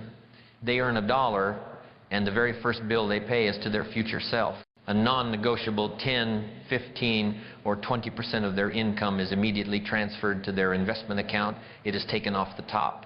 They then learn to live on the rest. This is a profound shift. Saving and investing is no longer an afterthought. It is the primary, non-negotiable priority. You are funding your army first. And this brings us to the true meaning of wealth. Wealth is not the pile of gold. It is not the fancy car. Those are just trinkets. The true meaning of wealth is choices. It is the freedom to work on a project because you love it, not because you need the paycheck. It is the freedom to take a month off to travel with your family. It is the freedom to walk away from a toxic work environment. It is the freedom from the quiet, gnawing anxiety of financial worry. Every dollar you save, every dollar you invest, is you buying back a small piece of your own future freedom. Therefore, the decision to invest and to stop the waste of money is not an act of deprivation. You are not giving things up. It is an act of profound liberation. You are giving up the temporary pleasure of the useless trinket in exchange for the permanent power of a life of choice. And when you have mastered the command of your financial resources, you will quickly discover that money, as valuable as it is not your most precious asset. There is another far more valuable and utterly non-renewable resource that you must learn to command with even greater discipline. You can always make another dollar. You can never make another minute. This brings us to the next and perhaps most critical decision of the architect. It is the decision to become a master of your own life's clock. It is time to make the decision to focus, by cutting out time wasters completely. So we have made the seventh decision. We have decided to become the commander of our financial soldiers, not the consumer of our fleeting desires. We have learned to plug the leaks and to deploy our capital with the strategic wisdom of an investor. You now understand how to fuel the long journey ahead. But I must now impress upon you a truth of far greater importance. You can always make another dollar. You can lose a fortune and earn it back, but you can never, ever make another minute. Time is the one truly non-renewable resource of your life. Every human being on this planet is given the same 24 hours each day. The billionaire and the beggar receive an equal allotment. It is the great equalizer. The quality of your life, therefore, is not determined by how much time you have, but by the quality of your investment of that time. And in our modern world, there is a new, even scarcer commodity. It is not time itself, but what you do with it. It is your attention, your focus, your ability to direct your full mental and creative power toward a single important task. Your attention is the most valuable currency you possess. And you must understand that you are in a war for it. Every application on your phone, every news channel, every advertisement, they are all armies brilliantly engineered, fighting to capture and colonize the precious territory of your mind. If you are not a deliberate, ruthless guardian of your own focus, it will be stolen from you minute by minute until you wake up one day and realize that you have spent the raw material of your life on things that do not matter. This brings us to the eighth foundational decision, the one that protects your most priceless asset. It is the decision to focus, which is made manifest by cutting out time wasters completely. To become a guardian, you must first learn to identify the thieves. The thieves of time are masters of disguise. They often appear as harmless, even necessary parts of our day. Let us drag them into the light and see them for what they are. The first and most powerful thief is the tyranny of the urgent. This is the life lived in a state of constant reaction. It is the endless stream of emails, the incessant buzzing of notifications, the constant barrage of other people's priorities masquerading as your own. The person trapped by the tyranny of the urgent is a firefighter. They spend their entire day rushing from one small fire to the next, feeling busy, feeling needed. And at the end of the day, they are exhausted. But the cathedral, their great life's work, has not had a single new stone laid. Why? Because they have spent their entire day living someone else's agenda. The architect cannot build while constantly putting out other people's fires. You must understand the profound difference between what is urgent and what is important. And the important is rarely urgent. The second thief is the siren song of distraction. This is the dopamine trap. Mindless scrolling through social media. Binge-watching television shows you will not remember next week. Falling down a rabbit hole of online videos. These are not benign forms of relaxation. They are neurological traps. These systems are designed by the world's most intelligent minds to give your brain a cheap, easy, and continuous hit of a chemical called dopamine. It feels good. It is effortless. And it is highly addictive. And what is the consequence?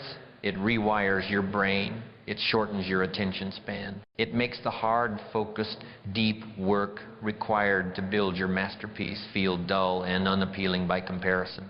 You are trading your magnificent cathedral for a handful of digital candy. You must see this for what it is, a bad trade. The third thief is the ambiguity of no. I call this the disease to please.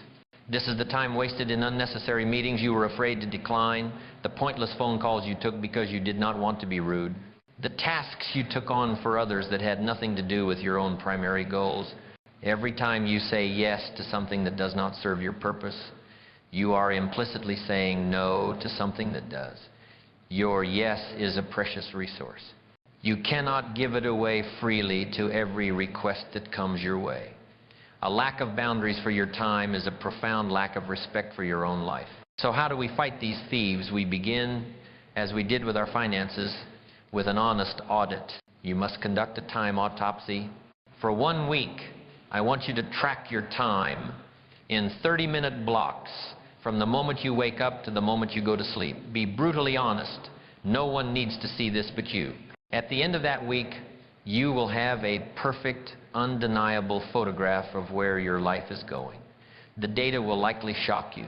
It may even anger you. Good. Let that anger be the fuel for a new decision. Once you know where your time is going, you can begin the work of the architect. You can design a day, a week, a life of profound focus. This is done by implementing 4 principles. The first is the law of the vital few. Not all tasks are created equal. In any list of 10 items, there are perhaps 1 or 2 that will produce 80% of the results. These are your vital few. The other 8 are the trivial many. The amateur works through their to-do list in order. The architect identifies the 1 or 2 vital tasks for the day and treats them as sacred. They are the big stones that must be placed in the jar first. If you handle your vital few, the rest of the day can be a success, even if nothing else gets done. Your primary job every single day is to identify and then ruthlessly protect the time for your vital few. The second principle is the fortress of solitude. This is the discipline of time blocking. You must build an impenetrable fortress around your most important work. A time block, perhaps 60 or 90 minutes, is a pre-scheduled, non-negotiable appointment with your own future. When you are in your fortress, the drawbridge is up, the gates are locked, your phone is in another room, your email is closed, your door is shut. The world, with all its urgent demands, must wait. For in this block of time, you are not a firefighter. You are not a consumer of media. You are the architect engaged in the deep, concentrated, value-creating work that will actually build your cathedral. 1 or 2 of these focus blocks per day will produce more than 8 hours of distracted, busy work. The third principle is the power of no as a strategic tool. You must reframe the word no. It is not a negative word. It is not a word of rejection. No is the ultimate tool for focus. Every time you say no to an unnecessary meeting, you are saying yes to an hour of deep work. Every time you say no to a distracting request, you are saying yes to your own priorities. Every time you say no to a low-value opportunity, you are keeping yourself available for a high-value one. You must learn to say no gracefully but firmly. Thank you for the invitation, but my current priorities do not allow for it. I appreciate you thinking of me, but I cannot take that on right now. You do not need a long excuse. No is a complete sentence. And the fourth principle is the rhythm of intensity in recovery. Deep focus, like a muscle, fatigues. You cannot maintain a state of intense, unbroken concentration for 8 hours a day. The brain does not work that way. The attempt to do so leads to burnout and diminishing returns. The master architect works like a world-class sprinter, not a marathon runner. They work in intense, focused sprints, like the 90-minute fortress we discussed. And then, crucially, they engage in a period of deliberate recovery, a short walk, a few minutes of quiet stretching, a moment to look out the window and let the mind wander. This rhythm of intensity and recovery allows you to produce at your highest level sustainably over the long term. It is not about how many hours you work. It is about the quality of the focus you bring to the hours you do work. When you make this decision, when you become the guardian of your focus and the commander of your time, you will discover the true meaning of freedom. True freedom is not the hedonistic ability to do whatever you want, whenever you want. That is the definition of a life ruled by impulse, which is a form of slavery. True freedom is the freedom to choose where you place your attention. It is the freedom from the tyranny of distraction. It is the freedom to invest the raw material of your life into the projects and the people that matter most to you. The life of the architect is a life of intention, of calm, of deep, quiet productivity. They accomplish in 3 focused hours what the busy person fails to accomplish in 12. And when you have become the guardian of your money, and now the guardian of your time, you have secured the 2 most critical external resources for your long and ambitious journey. But there is one final resource, an environmental factor so powerful it can either supercharge your progress or silently poison your every effort. It is not what you have, but who you are with. It is the quality of the people you allow to occupy the precious space of your life. This brings us to the next and most deeply personal decision the architect must make. It is time to learn the art of tending to your human garden. It is time to make the decision to prune by stopping the tolerance of toxic relationships. So, we have made the decision to become the master of our resources. We have learned to command our financial soldiers, sending them out to build our freedom. We have learned to become the ruthless guardian of our time and focus, understanding that our attention is our most priceless currency. The architect is now well-funded and operates on an efficient schedule. The construction site is orderly. But there is one final environmental factor we must address. It is a force so powerful that it can either supercharge all of your efforts or silently sabotage your entire construction project. It is not what you have, but who you are with. I want you to imagine your life, your potential, your dreams as a magnificent and precious garden. In this garden, you are attempting to cultivate rare and beautiful plants, the plant of your great ambition, the flower of your family's happiness, the tree of your financial independence. Every person you allow into your life is either one of two things in this garden. They are either sunlight, water, and nutrient-rich soil that helps your plants thrive, or they are weeds. Weeds do not actively try to kill your plants. They do something far more insidious. They quietly steal the sunlight. They silently drink the water. They slowly leach the nutrients from the soil. They do not attack your dreams. They simply create an environment where your dreams cannot possibly grow. This brings us to the ninth and perhaps most courageous foundational decision of the architect. It is the decision to prune, the decision to become a master gardener of your own life, which requires you to make the difficult but necessary choice of stopping the tolerance of toxic relationships.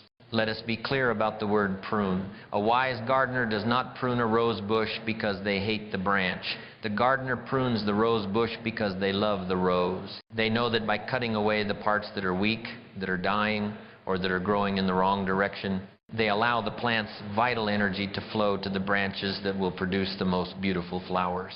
The act of pruning your social circle is not an act of arrogance or cruelty. It is one of the most profound acts of self-preservation and love for your own potential you will ever undertake. And we must revisit that timeless, inescapable law we have spoken of before. You are the average of the 5 people you spend the most time with. This is not a suggestion. This is not a casual piece of advice. It is a law of human nature, as real and as predictable as the law of gravity. Their attitudes become your attitudes. Their standards become your standards. Their health habits become your health habits. Their income level becomes your income level. Their conversation becomes your conversation. It is a form of atmospheric pressure. If you surround yourself with an atmosphere of cynicism, complaint, and low ambition, it will be nearly impossible for you to maintain the high altitude of your own dreams. You will be crushed by the pressure. So, to become a master gardener, you must first learn to identify the weeds. They are not always obvious. They often disguise themselves as flowers. Let us perform an anatomy of these toxic influences. The first and most common weed is the critic, the dream killer. This is the person who meets every new idea, every exciting ambition with a cloud of negativity. They often disguise their poison as being realistic or just trying to protect you. When you share your great goal, they are the first to give you a detailed list of all the reasons it will not work. The market is too competitive. Don't you know how many people have failed at that? Are you sure you're ready for that? They are not helping you. They are projecting their own fears and limitations onto you. The second weed is the victim, the energy vampire. A conversation with this person is not a conversation. It is an emotional dumping session. Their entire life is a series of problems, injustices, and complaints. They are not looking for solutions. They are looking for sympathy. They are addicted to the drama of their own unhappiness. You enter a conversation with this person feeling energized and optimistic. You leave feeling exhausted, heavy, and emotionally drained. Why? Because they have siphoned off your vital energy to fuel their own negativity, leaving you with nothing for your own garden. The third weed is the taker, the unilateral relationship. This relationship is a one-way street. They are masters at taking. They take your time, they take your advice, they take your resources, they take your emotional support. But when you are in need, when your own winter comes, they are nowhere to be found. The phone calls go unanswered. They are suddenly too busy. It is a parasitic relationship, and you are the host. And the fourth, and most dangerous weed of all, is the underminer, the subtle saboteur. This weed is the most difficult to spot because it often looks like a friend. But they are a friend driven by a quiet, hidden jealousy. They will not criticize your dream to your face. They will use more subtle tactics. They will deliver backhanded compliments. Oh, you started a business? That's so brave of you, especially in this economy. They will subtly belittle your achievements or sow small seeds of doubt. Are you sure you're not working too hard? You seem stressed. Their goal is to keep you at their level. Your success is a painful reminder of their own inaction, and they will subtly try to pull you back down. So how do you identify these influences in your own life? There is a simple, infallible litmus test. It is this: after you spend time with a person, how do you feel about yourself? Do you feel bigger or smaller? Do you feel more energized or more drained? Do you feel more confident or more insecure? Do you feel more optimistic about your future or more cynical? Your emotional response after an interaction is the truth. It is the data.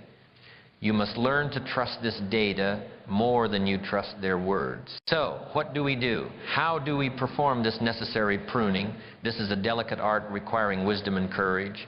It is not about creating unnecessary drama. It is about a quiet, deliberate reallocation of your most precious resource, your life energy.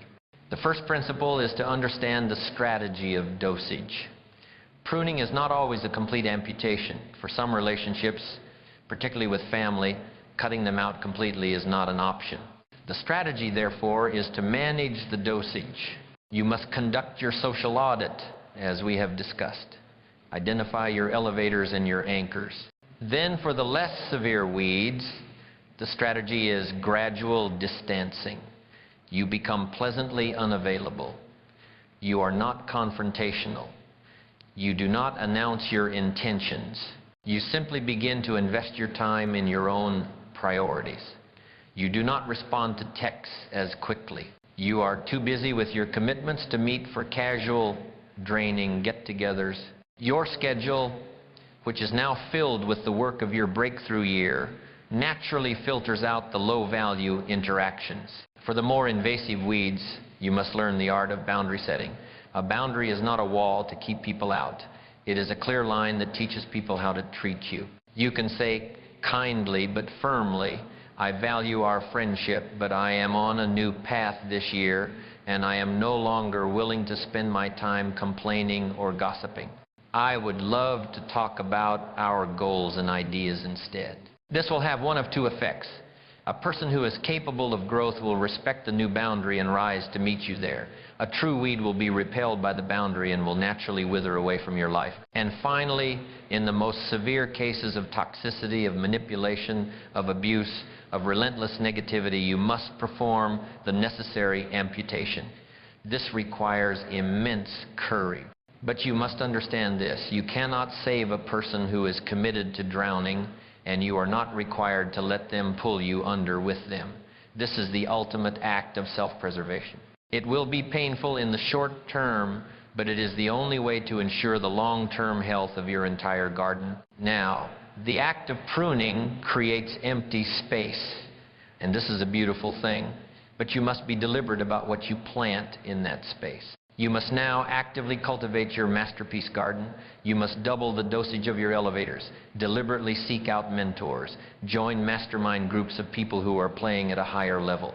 Find the people who speak the language of vision and solutions, and invest your time in them. When the atmospheric pressure of your social circle is one of ambition, positivity, and mutual support, your own growth becomes effortless. You are no longer fighting gravity. You have the wind at your back. This is the ninth decision. It is the decision to become the master gardener of your life, to understand that you are the one who decides who gets to occupy the precious soil of your time and energy.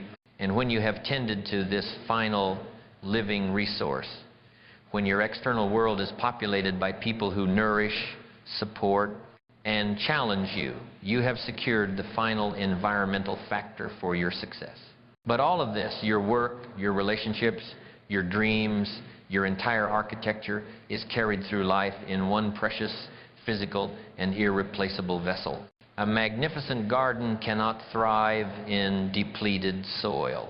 A brilliant architect cannot perform their work if their own body is in a state of disrepair. This brings us to the final and most truly foundational decision of all, the one upon which all energy, all clarity, and all endurance depends. It is time to make the decision to vitalize by prioritizing your physical health. So, we have come to the final foundational decision.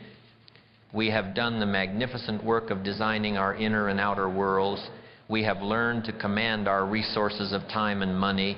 We have learned to become the master gardener of our social circle, cultivating relationships that nourish us and pruning those that do not. The architecture is nearly complete. The blueprints are clear. The construction site is organized and efficient. The community is supportive. But there is one final crucial element, a factor so fundamental that without it, the entire magnificent structure you have designed will inevitably crumble to dust. We must now talk about the vessel that carries you through this entire journey. We must talk about the one and only home you will ever truly own. We must talk about your physical body. This brings us to the 10th and most foundational decision of all. The decision to vitalize, made manifest by prioritizing your physical health. In the pursuit of ambition, in the relentless drive for success, this is the great and tragic oversight. The aspiring person is often willing to sacrifice everything for their dream. They will sacrifice their time, they will sacrifice their money, and most tragically, they will sacrifice their health. They treat their body like a beast of burden, to be whipped and spurred on, fueled by caffeine and little sleep, until one day the beast collapses. And on that day, all the money, all the success, all the achievements become utterly meaningless. What good is a brilliant mind if it is housed in a broken down vehicle that cannot carry it to its destination?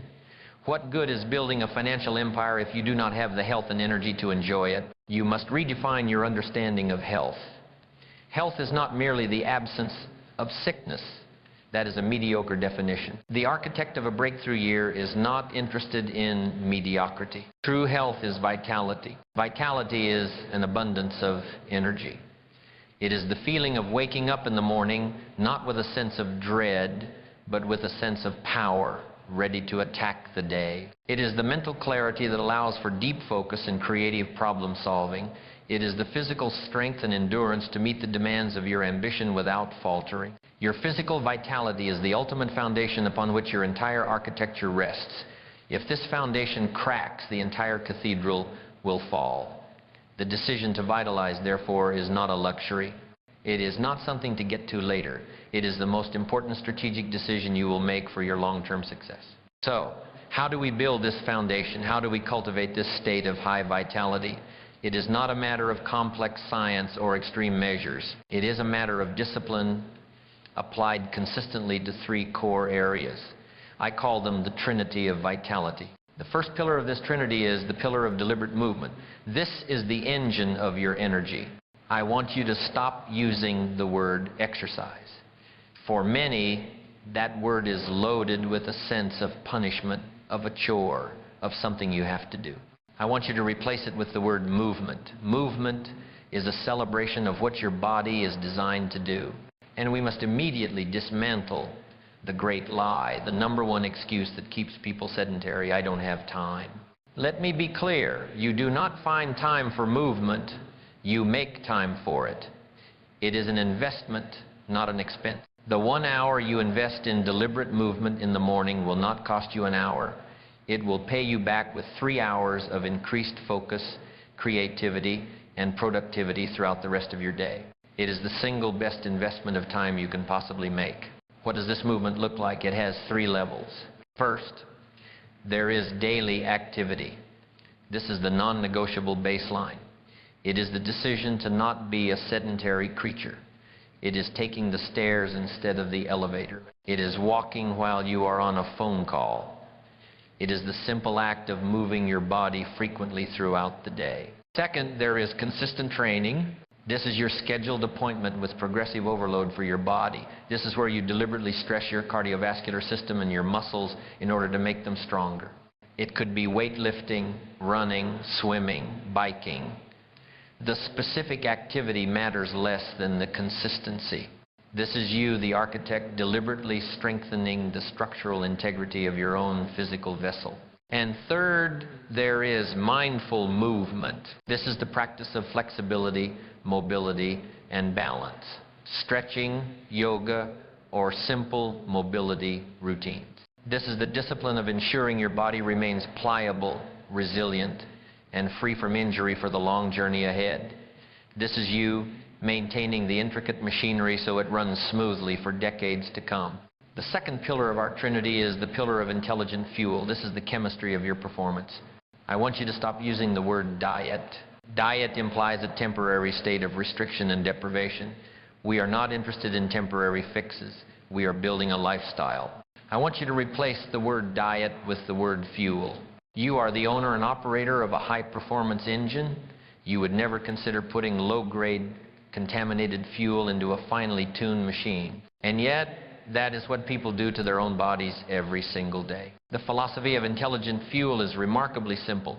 I call it the law of the farm, not the factory. You must learn to eat food that comes from the earth, not food that is created in a laboratory. Eat things that grew in a field, on a tree, or in the ground. Vegetables, fruits, high-quality proteins. These are the clean, high-octane fuels your body was designed to run on. Processed foods, sugary snacks, artificial ingredients, this is the fuel of the factory. It may provide a quick, cheap burst of energy, but it is followed by a crash. It creates inflammation, mental fog, and long-term disease. It is the slow poisoning of your own engine. And within this philosophy, you must be the commander of three key nutrients. Your clean proteins, which are the building blocks to repair and strengthen your muscles. Your complex carbohydrates, which are the source of slow release, sustained energy for your mind and body. And your healthy fats, which are essential for brain function and hormone regulation. And the most important nutrient of all, the one that is most often neglected, water. Most people are living in a state of chronic, low-grade dehydration. Dehydration is the enemy of focus. It is the cause of fatigue and mental fog. You must treat hydration as a non-negotiable discipline. Your body is an electrical system, and water is the conductor. Without it, the signals do not fire correctly. You are the architect. You must be the chief nutritionist for your own life's project. You do not fuel your body based on fleeting cravings or convenience. You fuel it for optimal, high-level performance. And this brings us to the third pillar of our trinity. It is the one most often sacrificed on the altar of ambition, and yet without it, the other two pillars will eventually crumble. It is the pillar of deep recovery. I want you to stop thinking of sleep as a luxury. Stop seeing it as a sign of weakness or as wasted time. That is the amateur's philosophy. The professional, the master architect, understands that deep recovery is the most productive, performance-enhancing activity you can possibly engage in. Growth does not happen during the stress, it happens during the recovery. When you lift the heavy weights, you are creating microscopic tears in the muscle. The actual growth, the strengthening, happens while you sleep, when your body goes to work repairing that muscle and rebuilding it stronger than before. The same is true for your mind. When you engage in deep work, when you learn a new skill, your brain is forging new connection. It is during deep sleep that your brain consolidates those memories, prunes away the unimportant information, and literally cleanses itself of metabolic waste products that build up during the day. To consistently skip high-quality sleep is to deliberately sabotage your own physical and mental growth. It is the equivalent of a builder working all day and then destroying half of their work every night. To achieve deep recovery, you must architect your sleep with the same intention you architect your day. You must create a discipline I call the digital sunset. At least 1 hour before you intend to sleep, all screens must go off. The phone, the tablet, the television, the computer. The blue light emitted from these devices is a direct signal to your brain that it is still daytime, and it suppresses the hormones required for deep, restorative sleep.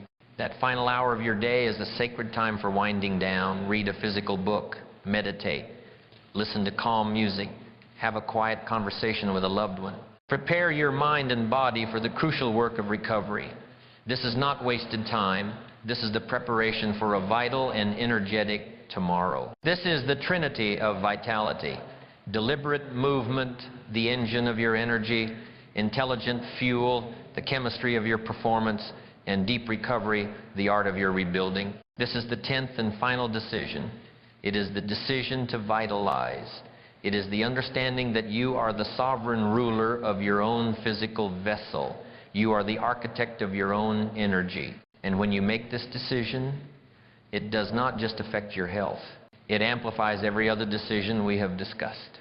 With more physical energy, you can say yes to hard work with greater intensity. With more mental clarity, your discipline becomes stronger and easier to maintain. With a healthier, more capable body, you have the confidence to step out of your comfort zone. With a well-rested mind, your ability to resist self-doubt is magnified. Your physical health is not separate from your ambition. It is the very platform upon which your ambition must be built. And with this final foundational decision made, when you are fueling your magnificent dreams with a body of strength, clarity, and unrelenting vitality, the architecture is now complete. The inner foundation is solid. The outer structure is strong. The holistic life is integrated. The 10 decisions have been made. There is nothing left to learn today. There is only now the living. This brings us, my friends, to our final conclusion, to our final charge. As we look back on the entire cathedral we have designed, it is time to talk about the unfinished masterpiece. And so our journey together through the architecture of a breakthrough year comes to its close. We have traveled a vast and demanding landscape, from the inner world of mindset to the outer world of action and the integrated world of a holistic life. Let us now, for one final time, walk back through the magnificent structure we have designed together, not as a mere review, but as a final look at the blueprint before the lifelong work of construction begins. We started by laying the inner foundation, the essential work of forging the character of the architect. We made the courageous decision to dream, giving ourselves permission to sketch a blueprint for a cathedral, not a shack. We then embraced the decision to endure, committing to build the unbreakable bridge of discipline that would carry us across the canyon of difficulty. We made the decision to grow, vowing to say no to the gilded cage of the comfort zone, and we solidified it all with the decision to believe, learning to become the ruthless guardian of our own minds, eliminating the internal saboteur of self-doubt. With our character forged, we turned our attention to the outer structure, the world of tangible results. We made the noble decision to act, saying a profound yes to the dignity of hard work, understanding that potential is worthless without production. We then took the solemn vow in the decision to persist, committing to never, ever giving up, understanding that the only true failure is the choice to quit. We learned to command our resources, making the decision to invest our money like a general and the decision to focus our time like a guardian of a priceless treasure. And finally, we integrated our architecture into a holistic life. We made the wise decision to prune the garden of our relationships, ensuring our circle nourishes and supports us. And we made the most fundamental decision of all, the decision to vitalize, honoring the physical vessel that carries our ambitions through the world. 10 foundational decisions, a complete architecture for a life of progress, of achievement, and of fulfillment. The blueprint is in your hands. It is clear, it is powerful, it is complete. But I must now share with you a final sober truth. As of this moment, as you sit here with your notes and your new insights, this blueprint is still only an idea. And knowledge, my friends, when it is not converted into action, is the ultimate booby prize. There is no heavier burden than the weight of a great potential that is never acted upon. To know what to do and to not do it is the most profound form of self-betrayal. It is to look at the blueprint for your cathedral day after day and to choose to continue living in the shack. And so we arrive at the most important moment of our entire time together. It is not in the learning, but in the leaving. It is the moment of the great crossroads, a moment of pure, unadulterated decision. Down one path is a wide, comfortable, and well-traveled road. It is the path of the informed spectator. The spectator leaves this room and says, "That was a fascinating lecture." Many good ideas were shared. They will have a notebook filled with powerful principles, and they will place that notebook on a shelf where it will join the other notebooks from other seminars, a silent monument to good intention. And within a few short days, the powerful, invisible gravity of their old habits, their old conversations, and their old philosophy will pull them back into its orbit. And this entire architecture will become a fading memory of a life they could have lived. But there is another path. It is a steeper path. It is a narrower path. It is the path less traveled. It is the path of the committed architect. This person leaves this room with not just a notebook full of ideas, but with a single, clear, non-negotiable action to take. They leave not just informed, but transformed by a decision. This is the great divide. And the decision you make in this moment will determine the trajectory of your entire year and perhaps your entire life. This brings us to the title of our conclusion: the philosophy that separates the spectator from the architect. It is the philosophy of day one. What is day one? Day one is not a date on a calendar. It is not January 1st. It is not a Monday. It is not the beginning of a new month. Those are the arbitrary starting lines of the amateur. Day one is a decision. It is the moment you stop the endless cycle of learning, planning, and preparing to get ready, and you begin. It is the moment you declare that the waiting is over. It is the moment you trade the comfort of tomorrow for the power of now. Let us perform an anatomy of tomorrow. Tomorrow is the great thief of ambition. It is the most convenient and most dangerous word in the vocabulary of mediocrity. I will start my diet tomorrow. I will make the difficult call tomorrow. I will begin writing my book tomorrow. Tomorrow is a mystical land where all our productivity, all our courage, and all our discipline is stored. But the problem is, tomorrow never comes. It is always a day away. The person who lives in tomorrow is the person who will die with a long list of unfulfilled potential. The philosophy of day one is the ruthless executioner of tomorrow. It is the understanding that the only time you have any power is right now. Your life is not lived in the past or in the future. Your life is a collection of todays, and the quality of your life is determined by the quality of the decisions you make in this present moment. But how do you begin? The sheer scale of the architecture we have designed can feel overwhelming. 10 decisions. It is a lot. To try and implement all of them at once is a formula for failure. The architect does not try to build the entire cathedral in a single day. That is the path of overwhelm and burnout. Your only job on day one is to lay a single perfect stone. I want you to make a decision right now, in the quiet of your own mind. Of the 10 foundational decisions we have discussed, which one speaks to you with the most urgency? Which one, if you were to master it over the next 30 days, would create the biggest positive ripple effect in your life? Is it the decision to dream? Is your first stone to sit down tonight for 1 hour and conduct that unfiltered dream session? Is it the decision to endure? Is your first stone to design a non-negotiable morning routine that you will start tomorrow? Is it the decision to focus?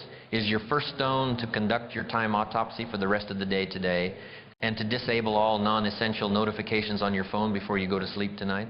Is it the decision to prune? Is your first stone to make the conscious choice to not engage with one specific anchor in your life this week? Choose one, just one. Make that your solemn focus.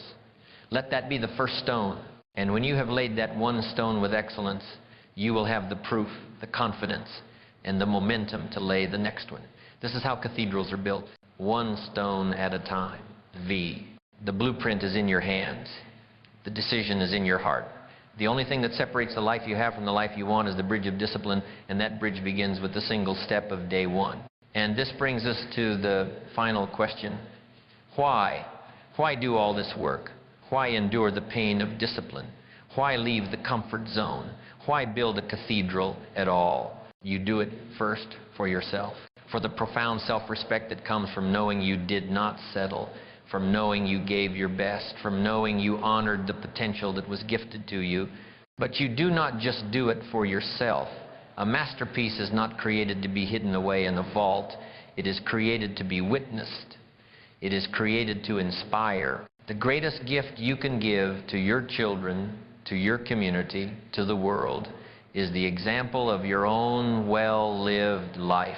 The discipline you cultivate, the business you build, the health you create, the wisdom you acquire, this becomes your legacy. The light from your cathedral will become a beacon for other ships that are lost in the fog. Your life, well lived, becomes a gift to everyone it touches. And that is the final meaning of our title for this conclusion. Your life is your great unfinished masterpiece. Unfinished because the work of becoming is never truly done. It is a lifelong, glorious process of laying one more stone, of reaching for the next level, of continuing the magnificent work. So, my final call to action is this. If you are committed to this journey, if you are choosing the ounces of discipline over the tons of regret, if you are declaring this to be your day one, then I invite you one last time to subscribe to this channel. Do not do it for my benefit. Do it for yours. Let it serve as your accountability partner. Let it be a weekly appointment with the architect you have decided to become. Let it be a constant echo of the profound and powerful decisions that you have made right here today. The blueprint is in your hands. The decision is in your heart. This is day one. Go and begin the magnificent work on your masterpiece.